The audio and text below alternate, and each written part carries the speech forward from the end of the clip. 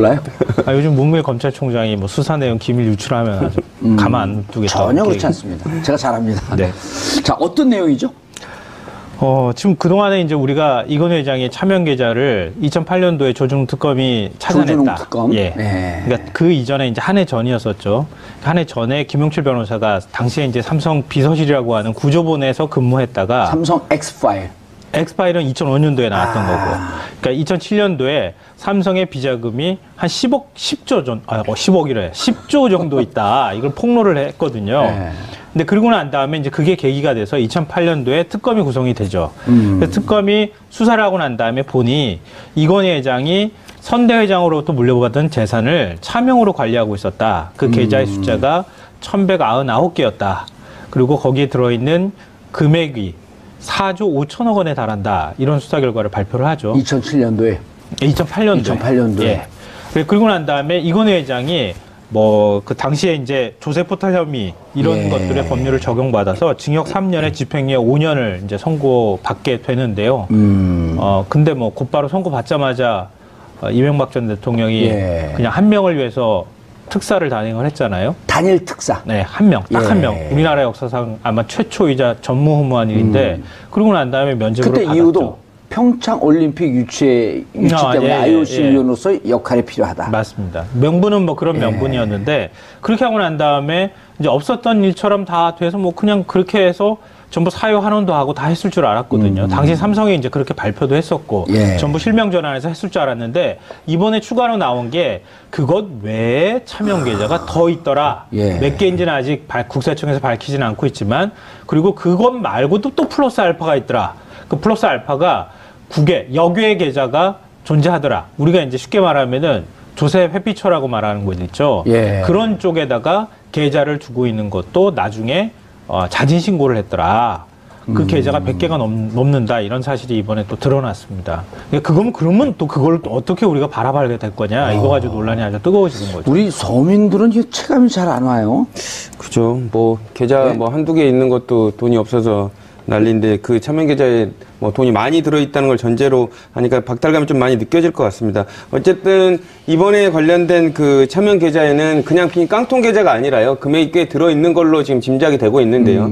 그렇기 때문에 국세청도 이 차명 계좌에 대해서 과세를 하겠다라고 지금 얘기를 하고 있습니다. 그냥 과세하면 끝나는 건가요? 불법적 요소에 대해서는 처벌 안 받나요? 이제 관련돼서는 이제 검찰이 그 금원이 어떻게 형성이 됐는지를 이제 확인을 할 겁니다. 왜냐하면 이제 이 금원이 어떻게 해서 마련됐는지를 이제 소명을 해야 되는데 그 금액 자체를 소명을 못하면 이제 수사로 전환될 가능성도 있고요. 예. 이제 근데 저희들이 좀 눈여겨봐야 될 부분이 과연 조중훈 특검이 이런 사실에 관련돼서 그 당시에도 몰랐느냐에 관련돼서는 참 의문이 되게 많이 남거든요. 왜냐하면 조준웅 특검은 이 특검이 끝나자마자 아주 이상하게도 아들이 또 삼성에 입사를 하잖아요. 그렇죠.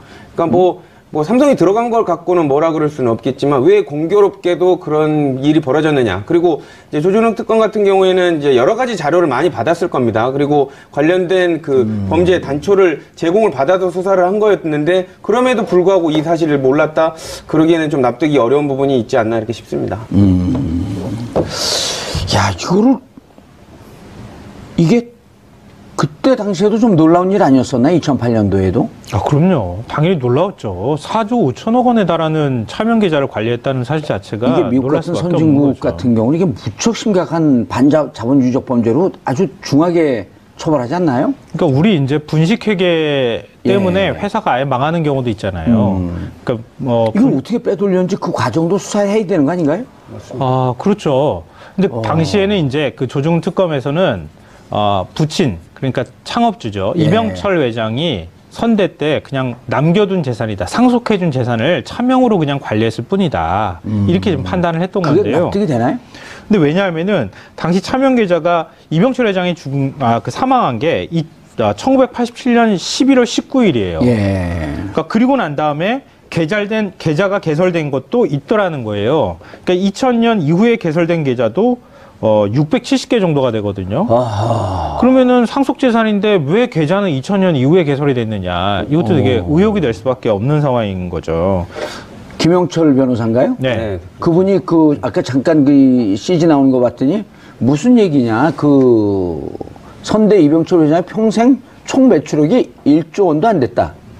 저는 이 1조 원이라는 숫자가 어떻게 나왔는지 좀 궁금했어요. 그래서 제가 나름 이제 찾아봤거든요. 찾아보니까 그러니까 이병철 회장이 이제 돌아가시고 난 다음에 예. 이건희 회장이 그 자리를 물려받게 되잖아요. 예. 그리고 돌아가시고 난 다음에 상속을 받아야 상속을 받는다고 우리가 얘기를 하는 예. 거죠. 그 이전에 받은 것은 사실상 증여를 받은 증여죠. 것이니까 예. 그거와는 좀 다른 개념이니까 사망하고 난 다음에 만약에 돈을 물려받았다고 하면은 그러면 선대 회장이 조성했던 비자금이었다 아니면은 조성했던 돈이었다라고 볼 수가 있겠죠. 예. 선대 회장의 자산이니까. 예. 근데 당시에 이건희 회장이 삼성이 반도체 사업에 진출하기 시작한 게 3년도였고요. 예. 신경영 선언을 한 게 93년도였어요. 그 사이에 87년도에 이병철 회장이 사망을 했거든요. 돌아가셨고요. 예. 근데 신경영 선언을 했을 때 그때 삼성 전체 매출액이 29조 원이었어요. 삼성 그룹 전체 매출액이. 예. 93년도에. 예. 예. 그때 세전이익이 연 8천억 원 수준이었어요. 세전이익이. 세전이익이. 세후 이익은 그보다 훨씬 적었겠죠. 그렇게 되면 뭐 한 5천억? 플러스 마이너스 그러면은 됐겠죠? 4조 5천억이라고 하는 돈은 그럼 어떻게 만들었냐는 거예요. 오, 4조 5천억 만들면 그룹 전체가 다 이익 본 게 1년에 그걸 100% 다 빼돌려갖고 11년 정도가 돼야지 그 돈이 만들어질까 말까 하는 그렇지, 돈인데. 세후로 따지면은 예. 다 세금 다 예. 떼고 나면은 뭐 한 몇십 프로 빠진다고 치면은 한 1년에 5천억, 한 4천억 정도? 5천억? 예. 뭐 이 예. 정도 되는 돈인데 그걸 가지고 만약에 5천억이라고 가정하죠. 그러면 10년 동안 모아야 한 5조 원 가까이 나오는 거잖아요. 그럼 한 푼도 이익금을 안 써야지 조성할 수 있는 돈이 4조 5천억인데 불가능하잖아요. 어떻게 손 대장이 그 돈을 그것도 순수하게 자기 개인 돈이어야 한다는 거죠. 근데 법인 돈 아니에요. 그 법인 돈이면 안 되는 거죠, 그죠? 그죠. 개인 돈이어야 한다는 거예요. 예. 그러면 이병철 회장이 그 돈을 도대체 어디서 만드냐는 거예요. 그래서 김용철 변호사가 이건 도저히 만들 수 없는 돈이다. 그러니까 이거는 선대 회장이 상속해준 돈이 아니고 비자금으로 계열사들이 모은 돈이었다. 이렇게 당시에 주장을 하는 거죠.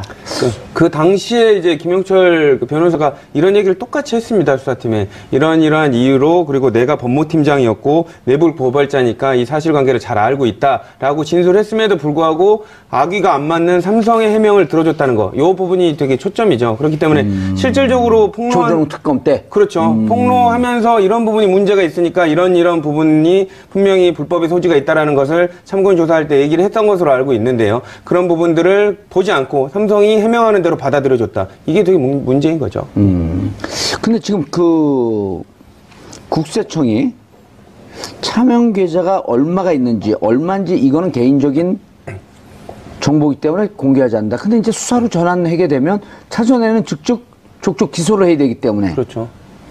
전국적으로는 밝혀질 수밖에 없다고 보여집니다. 왜냐하면 지금은 이름이 다른 사람 명의로 돼 있기 때문에 예. 관련돼서 이게 어떻게 보유되고 있다라는 그 정확한 자금의 흐름이 전차가 안 나와서. 예, 그렇기 때문에 근데 흘러 들어간 그 금액이 명확하면 이제 그때는 차명 계좌로 확정을 짓고 확정된 뒤에는 이제 말을 할 겁니다. 근데 수사로 전환하고. 그렇죠. 근데 지금은 차명 계좌로 의심되는 정도기 때문에 아직은 발표를 하진 못하고 있는 것으로 보입니다. 이한석 기자님 이걸 어떻게 찾았을까요? 내부 제보가 있지 않았을까요? 근데 사실상 이거는 예전부터 어느 정도 기자님들은 소스를 갖고 있지 않았나 싶습니다. 근데 다만 그 김용철 변호사 내부 고발자임에도 불구하고 안 믿어지지 않았습니까? 특검이. 예. 그렇기 때문에 괜히 터트려봤자 나만 바보 된다라는 생각을 갖지 않았나 싶은 생각도 있습니다. 저는 이제 국회에서 들었을 가능성이 높아 보여요. 그러니까 민주당 내에서 민주당의 TF가 구성이 돼 있고 그 무슨 TF가 TF에서 구성이 돼 있죠? 그러니까 지금 그 삼성 그 차명 계좌와 관련해서 TF를 만들었거든요. 아, 근데 거기에서 또 좀 특이한 TF가 만들어졌네. 그렇죠. 왜냐하면은 그 뭐 지난번에도 얘기가 나왔던 것처럼 이게 과세를 국세청이 잘못한 것이다. 삼성에 유리하게 과세를 해서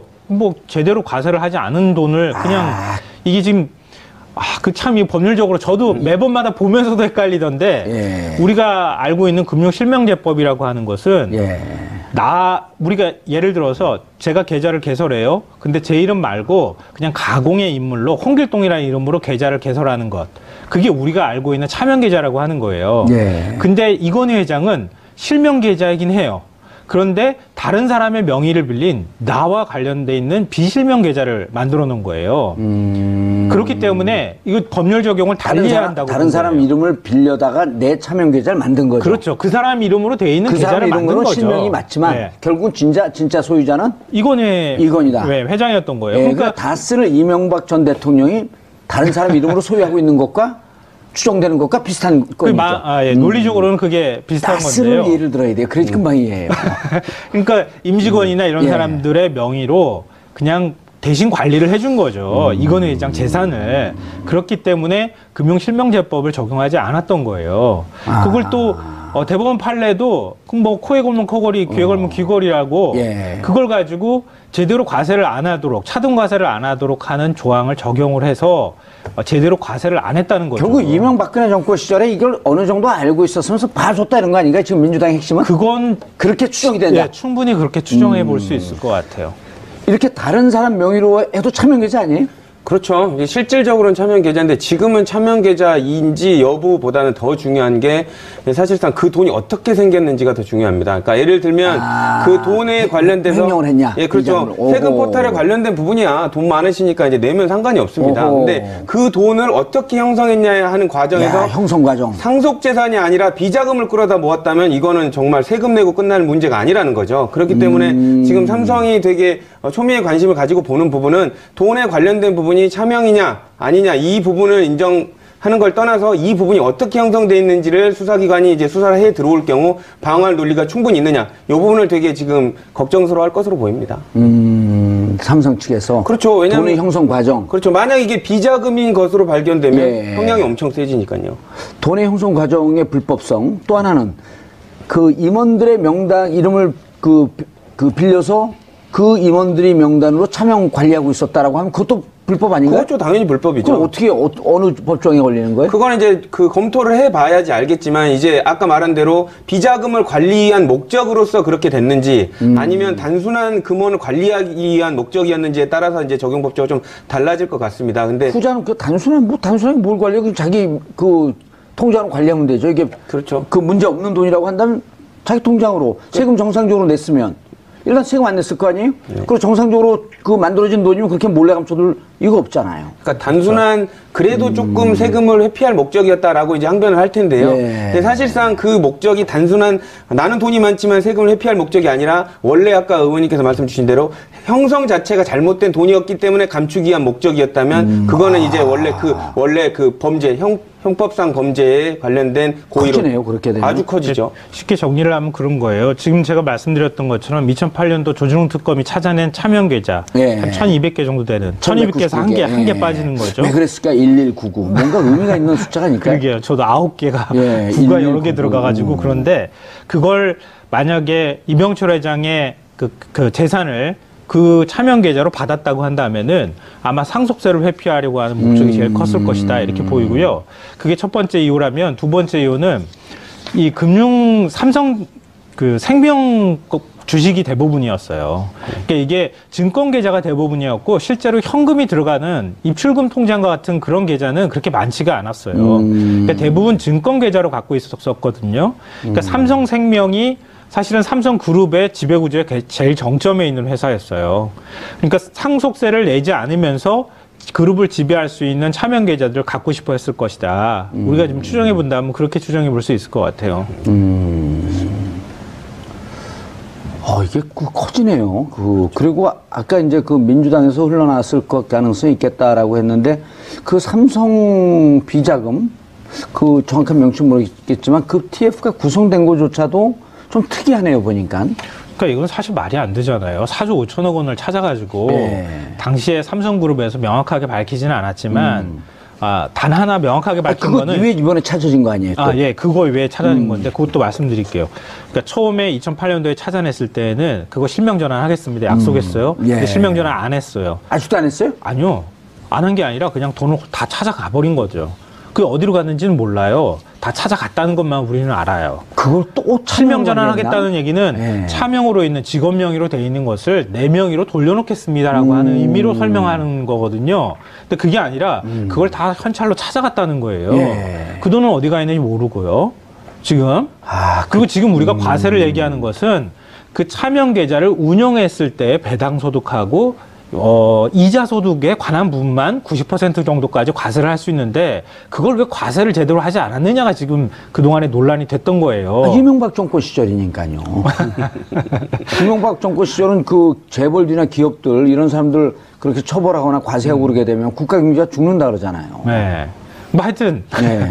그리고 그거를 엄청나게 사실 과징금도 부과하고 그리고 그 모든 그 이익에 그 계좌에서 발생한 이익들을 다 국고로 환수할 수 있었는데 안 하고 그리고 한 제가 알기로는 30% 정도밖에 과세를 안 했다는 거예요. 이자 배당 소득에도 90% 정도까지 다 과세해서 다 뺏을 수 있었는데 네. 그게 지금까지 논란이었는데 지금 또 추가로 차명 계좌가 나왔다고 하는 것은 두 가지 관점으로 봐야 되는 예. 게 첫 번째로는 당시에 2008년도에 뒤졌을 때 덜 뒤진 건지 그때 같은 계좌들이 더 훨씬 많았는데 덜 알면서 뒤졌거나 적당히 덮었든지.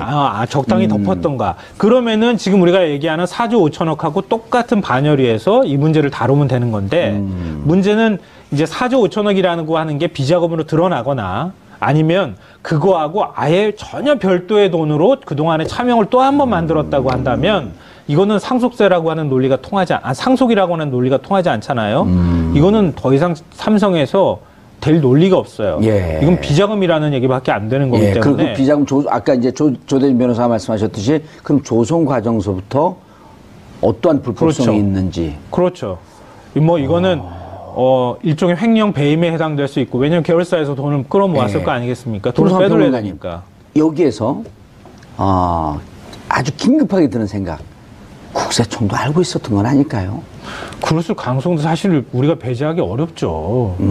맨날 밥만 먹으면 그거 들여다보는 사람들이 국세청 아니에요. 그러니까 정권적 차원에서 정권의 차원에서 4억 5천에 대한 제대로 된 과세를 하지 않았으면 무언가 정권과 이 재벌과 짬짬이하면서 뭔가 거래가 있었을 것이다. 상식적 추론이에요. 아니 그럴 수밖에 없는 거예요. 거래가 왜냐하면 있었을 가능성이 있고 그럼 이 거래를 덮거나 무마하려고 하면은 이 실무를 담당하고 있는 국세청을 끼고 일을 해야 되는 거거든요. 그렇죠.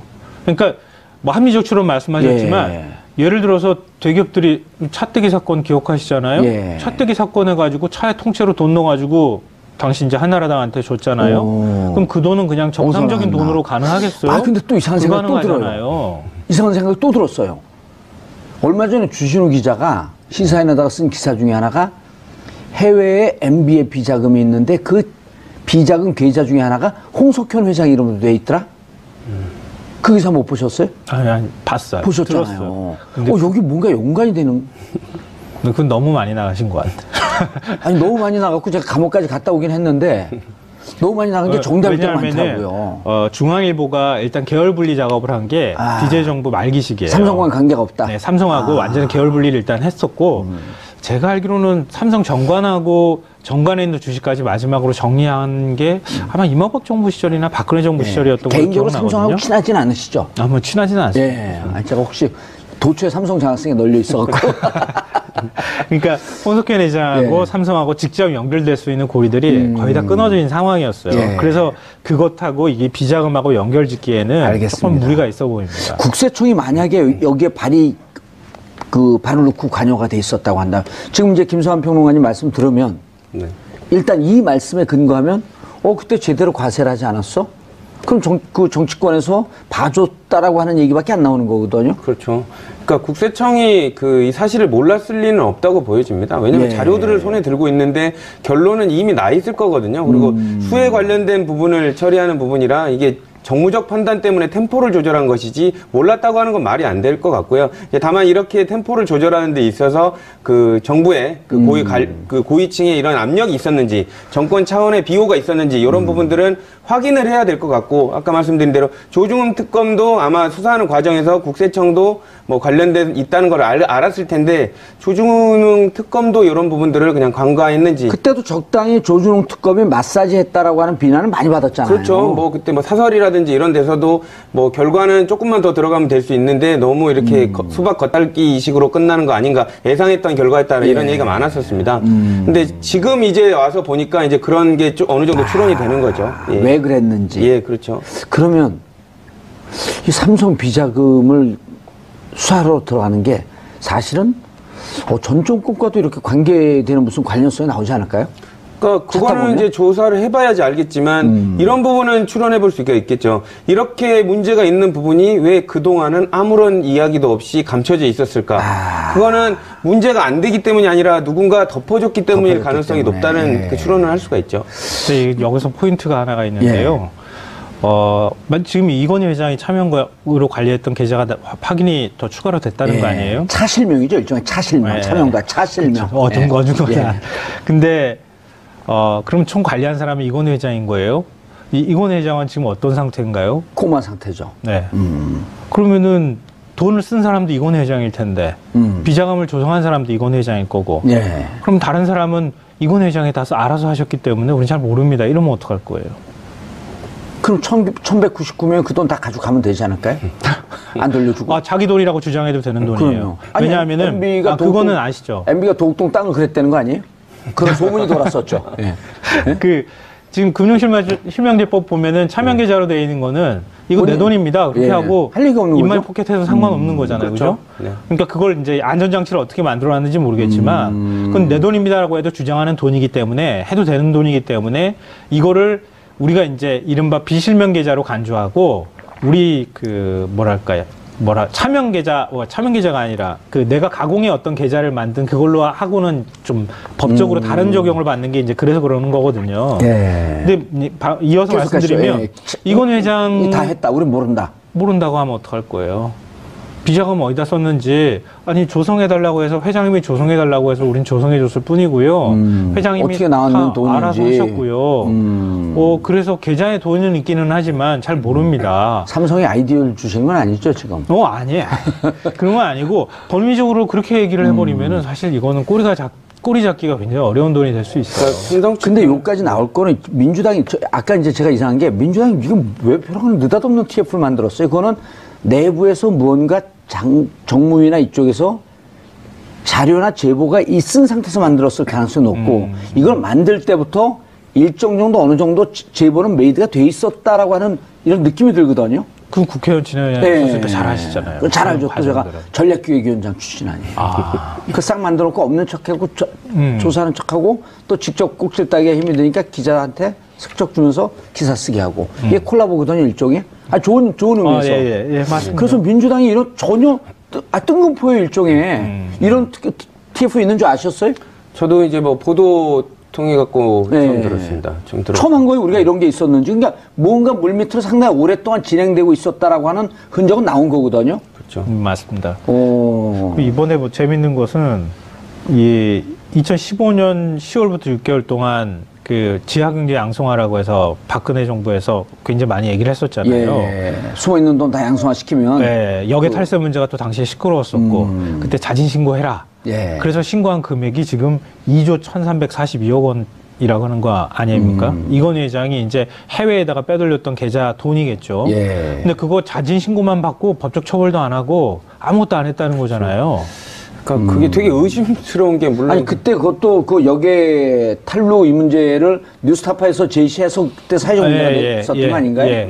그러니까 전 세계 언론사들이 같이 탐사보도를 해가지고 탐사보도위원회에서 그러니까 팀에서 그래서 당시에 사실은 국세청이 이 어려움이 좀 있다고는 들었어요. 저도 뭐냐면은 이렇게 여기에 조세 피난처나 이런데 회피처에다가 돈을 빼돌리면은 이거를 비실명으로 할 가능성이 굉장히 높고 또 예를 들면은 외국에 있는 국적자 이름으로 돌려놓기도 하고 드러나지도 잘 않고 못 찾죠. 이게 찾기 힘들기 때문에 과세하기가 대단히 어렵거든요. 그래서 국세청이 일종의 압박을 하는 작전을 가면서 알아서 자진신고해라 이렇게 받았을 가능성은 제가 볼 때 있어 보여요. 이게 좀 수상한 게요. 그렇죠. 역의 펀드 이런 등등의 방법이니까 또 BBK, LK 때 역의 펀드를 이용해갖고 다 자금을 돌렸거든요. 뭔가 BBK 계좌로 통해 가지고 역의 펀드 MB의 냄새가 자꾸 나요. 이상하네. 그러니까 전 세계에서 이렇게 역의 탈세를 통해 가지고 조세 회피처에 돌아다니는 돈이 34경인가? 이게 조도 아니고 34경 그 중에 우리나라가 달러인가? 랭킹 5위 안에 들어간다는 거 아니에요? 우리나라도 상당히 많습니다. 그러니까 부자들 사이에서나 아니면은 우리 보면은 역의 탈세한 사례들 취재해가지고 보도할 때마다 제일 단골로 나오는 게 효성. 효성 단골로 나오잖아요. 그리고 우리나라 대기업들 다 나오죠. 사주들 이름들이 하나 두 개씩 계속 나오잖아요. 근데 아마 그들 사이에서는 이런 방식들이 아주 일반화돼 있다고도 볼 수 있죠. 알겠습니다. 조 변호사님, 그러면 이제 이게 앞으로 어떻게 지금 뭔가 한 8분 흥선, 9분 흥선까지 넘어간 듯한 느낌이에요. 민주당도 상당한 자료가 있는 것 같고. 그렇죠. 지금 이제 이 정도 진행이 되고 있다는 부분을 지금 공개했다는 것 자체는 어느 정도 이제 익었다는 뜻이죠. 그렇죠. 이제 소위 말하는 이제 딸 때가 됐다라는 생각 때문에 지금 나온 것 같긴 한데요. 조금 더 익어야 될 것 같긴 하지만. 그렇죠. 그리고 국세청, 적폐청산 뭐 이런 것과하고도 좀 연동이 되는 듯한 느낌이 들고. 그렇죠. 그래서 이제 관련된 자료들을 검토하다 보니까 예. 충분히 적폐청산의 기조에서 함께 처리해도 국민의 지지를 받을 수 있을 것 같다. 그리고 이런 국민의 지지에 힘입어서 같이 삼성공화국이라는 오명을 벗어낼 수 있을 것 같다라는 절호의 기회를 찾은 거 아닌가라는 관계자들의 그 판단이 있지 않았나 생각이 듭니다. 약간 음모론적으로 보면요. 예. 아니, 이건 음모론, 왜냐면 이건 상상력을 발휘해야 돼요. 네. 그래서 음모론적으로 접근해도 돼요. 요쯤 되면은. 그러니까 이재용 부회장은 지금 구속 상태예요. 예. 이건희 회장은 지금 코마 상태요. 의식이 없다고 그렇게 얘기를 하죠. 물론 이제 거동은 할 수 있다고는 얘기하지만 아마 정상적인 의식을 갖고 있어 보이진 않아요. 삼성이 예. 밝힌 내용만 보더라도. 그러니까 삼성이 이번 기회에 털지 않으면은 이건 나중에 가서 더 큰 화가 될 수 있어요. 이번 기회에 털 거 있으면 털고 가는 게 맞아요. 쿠션을 때렸다. 왜냐하면 지금 이런 거 계속 안고 갈 수가 없어요. 더군다나 이건희 회장이 저렇게 병석에 있는 상황에서 선대 회장과 관련돼 있는 검은 돈이나 어떤 것들이든 이때 털지 않으면은 예를 들어서 이재용 부회장이 다시 이제 그 출소를 해서 경영에 복귀를 했어요. 복귀를 했는데 이건희 회장이 만약에 덜커덕 사망을 했어. 그럼 이거 그때 이거 계좌 찾으면 어떻게 되겠어요? 그럼 그것도 삼성 입장에서 이거 어떻게 처리해야 되는지 굉장히 골치 아픈 문제가 되는 맞아요. 거예요. 그 다스도 아니 왜냐면 이게 그 매뉴얼인데 다스의 이시용 지분이 하나도 없잖아요. 네. 그러니까 다스가 그 협력업체 SM이라고 하는 회사 SM, 샀죠. 예, SM이 또 더원인가 뭘 또 네, 또 샀죠. 1억짜리가 400억짜리 먹는단 말이에요. 회사를 M&A 네, 하면서. 네. 그래서 그 계열사들 키워놓고 종국적으로는 삼성물산과 제일모직 M&A 하듯이 이 계열사가 다스를 M&A 해버리게 되면 이시용 지분이 확 늘어나는 거거든요. 네, 그렇죠. 그 작업이 진행되는 게 언론에 지금 걸렸잖아요. 그렇죠. 그러니까 전형적인 우리나라 대기업에서 해왔던 일종의 일감 몰아주기. 예. 그리고 키우고, 우회에서 M&A 해버리고. 이건 전형적인 우리나라 대기업들이 이거 상속하는 방법 중에 하나였어요. 그렇다면 또 다른 음모론인데. 그래서 의심이 생기는 거죠. 또 다른 음모론인데 삼성이 이거 지금 털고 가야 돼. 근데 이제 그게 왜 그게 왜 빨리 진행이 됐냐면, 김재정 씨가 사망하고 나니까 지분이 그 이상은 부인, 씨. 그 부인한테. 권모 씨에게 이제 가니까, 이거 이러다가 이상은 씨까지 그 사망하게 되면 이 지분 구조 어떻게 하지? 더럽 겁을 먹고 2011년인가 2010년서부터 이 작업을 하기 준비했다는 거거든요. 삼성 같은 경우도 이번에 못 털면은, 이거 진짜 아까 지적했듯이 문제되는 거 아닌가? 그래서 오히려 그럼 민주당을 쿠션으로 이용한 거예요? 글쎄요. 근데 제 생각은 아까 이제 김성환 평론가님도 말씀을 주셨지만 어쨌든 그러니까 소위 말로는 이번 정권 때 걸리기는 걸릴 거다라고 생각을 한 것 같습니다. 근데 이제 어떻게 뭐 그렇게까지 생각하고 싶지 않지만 그 책임을 어떻게 해볼 수 없는 이건희 회장 쪽으로 넘기고 털고 나가려는, 그리고 나서 이재용 부회장이 만약에 그걸 알고 있는 상태에서 계속 경영권을 깊숙이 승계받아버린 상황에서는 처벌 대상이 이재용 부회장이어야 되거든요. 그렇기 때문에 이제는 그 책임을 어떻게 보면 그 처벌을 직접적으로 할 수 없는 이건희 회장한테 좀 넘겨주려고 하는, 기왕에 걸린 김에 털고 가자라고 했을 가능성이 높아 보입니다. 그 삼성이 우리나라 그 대기업들의 그 일종의 이제 탈법적 방식의 교과서 같은 곳이잖아요. 이거 좀 삼성애들은 기분 나쁠 수 있겠지만 그동안의 상속의 방식들도 마찬가지였고, 에버랜드 통해 가지고 신준 비상장 주식 잔뜩 띄워갖고 그리고 네. M&A 하고 그러니까 뭐 세금 안 내고. 그러니까 지금 이것도 역외탈세 자진 신고한 거잖아요. 국세청에는 이미 자료가 다 있는 거예요. 공개 안 한 거지만 이미 다 자진 신고를 했는데 계좌가 어디 있는지. 지금 규모와 액수는 과세 자료기 때문에 공개할 수 없다는 거죠. 알고 개인 있다는 과세 거 자료기 아니에요, 때문에. 그러면은. 국세청은 알고 있는 거죠. 왜 모르겠어요. 그러니까 이만큼 드러났다고 국세청이 얘기할 정도면은 다 파악을 한 거예요. 차명 계좌를 갖고 있는 것을. 근데 이거를 아마 삼성에서 뭔가 어떤 방식으로든 털지 않았다는 얘기는 제가 그냥 지금 추정컨대 2008년도에 덜 뒤진 계좌였을 가능성이 일단 현재로서는 제일 높아 보여요. 예. 그래야 삼성 입장에서도 덜 이걸 뒤졌든지 뒤졌는데 덮었던지. 네. 근데 지금 예를 들어서 2008년도에 뒤져가지고 나왔다고 하는 거 2,000개에서 한 개 빠지는 계좌. 그걸 1200개에서. 1200개에서 한 개 빠지는 계좌. 예. 그걸 지금 세금 문제가 지금 턴다고 세금을 더 추가로 부과하겠다는 거잖아요. 금융위하고 국세청하고 얘기를 해가지고.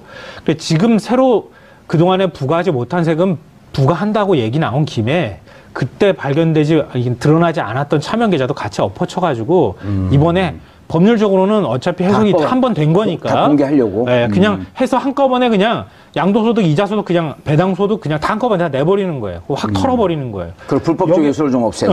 그거 다 하고 여기소득 같은 경우에도 이번에 여기 계좌 갖고 있는 것도 차지신고 한 거니까 국세청에 다 자료 있었고 이번 기회에 그냥 법률적으로 이건희 회장한테 모든 책임이 가는 거니까 한꺼번에 다 같이 털면 되는 거예요. 예. 이건희 회장이 다 했다 우리는 모른다. 다만 이렇게 노출된 것을 우리가 기업 경영의 투명성을 제고하기 위해서 다 우리 공개하겠다. 하기도 아무도 처벌 안 받나요?